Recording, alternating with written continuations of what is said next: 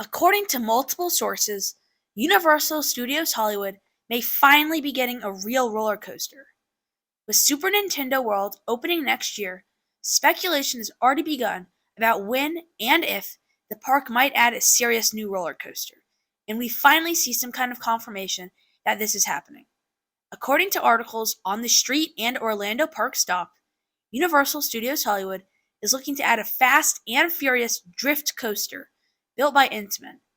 This is big news, and in today's video, I'll be giving a complete breakdown of this rumor, and I'll be giving my honest take about this coaster and whether I truly believe it is happening. If you like this kind of content, please consider subscribing. We are super close to 1,000 subs. I'd really appreciate it. Let's jump in.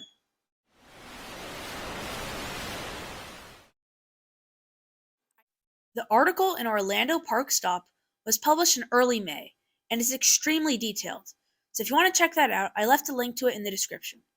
Let's break it down. The article starts out by saying that Universal Studios was extremely pleased with Velocicoaster and has seen a great return on investment. This is now leading them to look into different coaster projects at their other parks, and by having no roller coasters, Universal Studios Hollywood is a prime candidate. Apparently this was a rumor before the pandemic, but has since been revived and seems like a real possibility. This is a large steel coaster that would be themed to the Fast and Furious movie franchise. The ride is set to be in a similar warehouse as the Fast and Furious scene in the studio tour.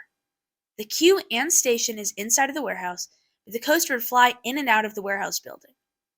The trains are designed to look like street racing vehicles, and the ride would be built by Intamin, who would be using a drifting effect by allowing individual cars to rotate with the curve of the track, causing a drifting sensation. Vehicle Builder Dynamic Attractions would make these trains using a motion base with 4 dimensions of movement, which would be very similar to the trains used on the new Guardians of the Galaxy Cosmic Rewind.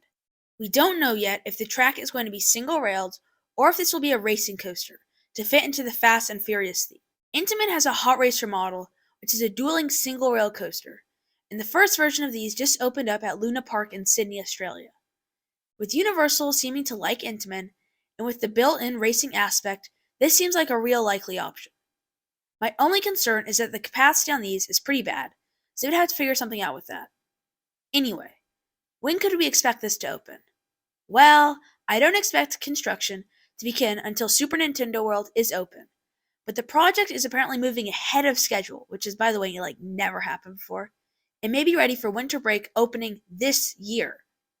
Space and location is always brought up whenever talking about Universal Studios Hollywood getting a new roller coaster.